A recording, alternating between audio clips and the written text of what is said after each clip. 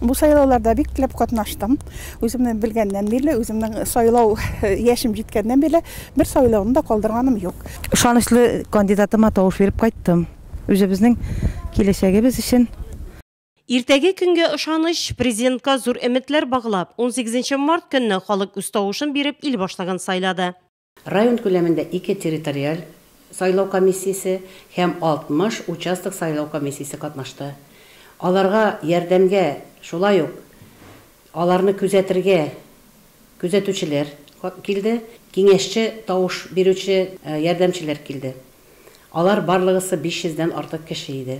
Шәһәрдә инде 16 комиссия эшләде, шуның инде берсе вакытлыча комиссия, ул шәһәр үзәк район больницасында оештырылган иде. Калган 15 комиссия инде безнең алар стационар рәвештә һәр сайлауларда эшләп килә. Сайлаучыларның активлыгына килгәндә инде безнең менә быел 86,4% сайлаучы бу сайлауларда катнашты. Бу инде шәһәр буенча мин әйтерим бик зур күрсәткеч дип.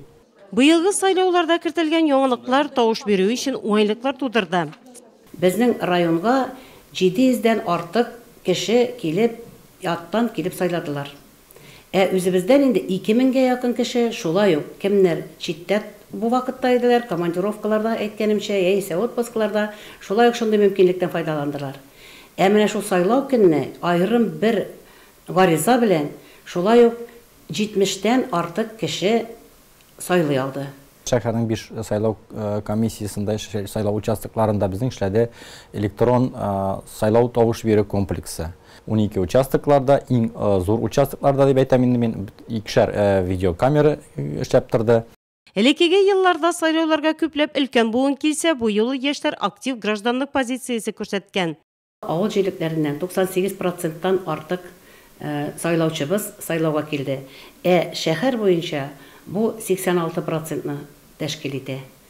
Район буенча 43 меңнән артык сайлаучыбыз бар. Һәм шуның 91%-тан артыгы сайлауларда катнашты дип әйтә алабыз. Һәм әйтергә кирәк, безнең сайлаучыларыбызның 89%-тан артыгы Владимир Владимирович Путинга үзенең тавышын бирде. Сайлаулар авыл кешесе өчен һәр вакыт бәйрәм көн булды. 18 мартта авыл җирлекләрендә яшәүчеләр аеруча активлык күрсәтте. Төшкә кадәр үк халыкның күпчелеге участокларга килеп үз тавышын бирде. Сайлау халыкның киләчәген, илебезнең киләчәген билгеләү иде. Шуңа күрә халык шушы сорауны аңлап, үзе үз теләге белән сайлауларга килде. Матур бәйрәм оештырдык, Нәүрүз булды. Балалар белән бергә, әниләр, әбиләр бергә конкурсларда катнашып, бик матур булды. Сайлаулар үтте, халык хәзер үз гражданлык бурычын үтәп көндәлек мәшәкатьләр белән яши башлады. Иң мөһиме, илебездә тынычлык, иминлек, тотрыклылык булсын. Сайлаучыларның теләге шундый.